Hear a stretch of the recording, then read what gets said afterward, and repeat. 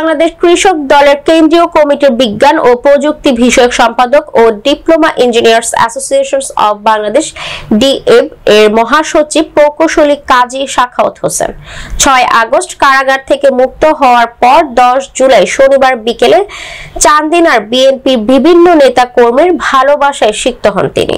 এ সময় ঢাকা চট্টগ্রাম মহাসড়কের মাধাইয়া পৌঁছলে নেতাকর্মীরা তাকে ফুলের শুভেচ্ছা জানান।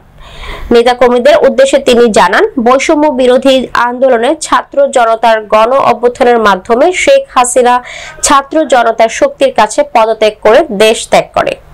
এজন্য ছাত্র জনতাকে অভিনন্দন জানান।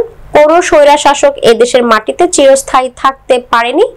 বিগত 16 বছর আওয়ামী লীগ স্বৈরশাসকের ভূমিকায় জনগণের ওপর নির্যাতন নিপীড়ন চালিয়েছে। এখন মানুষ স্বাধীনভাবে কথা বলছে, মানুষের বাক শক্তি ফিরে পেয়েছে। এখন জনগণের ভোটে এই দেশে গণতন্ত্র প্রতিষ্ঠিত হবে। এই সময় উপস্থিত ছিলেন বরকড়ি ইউনিয়ন বিএনপির সাধারণ সম্পাদক ফজলুল হক পাটোয়ারীর মুকুল, দোল্লাই নবাবপুর ইউনিয়ন বিএনপির সাবেক সাধারণ সম্পাদক শফিউল আলম মানিক, ক্রীড়া বিষয়ক সম্পাদক খোকন মেম্বার, যুবদল নেতা সিরাজুল ইসলাম, উপজেলা বিএনপির নেতা সেবক মেম্বার আবুল বাশার, ইউনিয়ন যুবদল সভাপতি জাকারিয়া হোসেন, শহীদুল ইসলাম, আবুল কালাম মেম্বার, তাজুল ইসলাম, ছাত্র নেতা মঞ্জুরুল আলম, স্বেচ্ছাসেবক দল নেতা মোয়াজ্জেম হোসেন, খোকন মিয়াজি, কাশেম মেম্বার, যুবদল নেতা শাহজালাল, মোহাম্মদ আলম, আব্দুর রাজ্জাক, সাবেক ছাত্র দল নেতা কামাল হোসেন, হাবিব রিপন, সাখাওয়াত হোসেন, মাহবুব মজুমদার, জাহাঙ্গীর আলম হাসান, সুমন সহ বিএনপির অঙ্গ সংগঠনের অন্যান্য নেতৃবৃন্দ।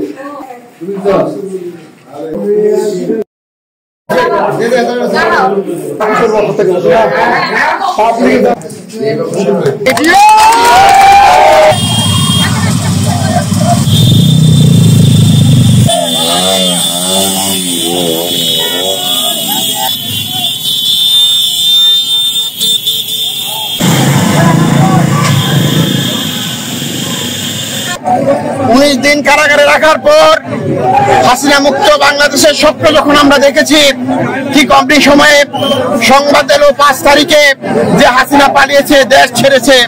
তারপর দিন আমরা সরকারের নির্বাহী আদেশে মুক্ত হয়ে হাসিনা মুক্ত বাংলাদেশের সৃষ্টি হয়েছে।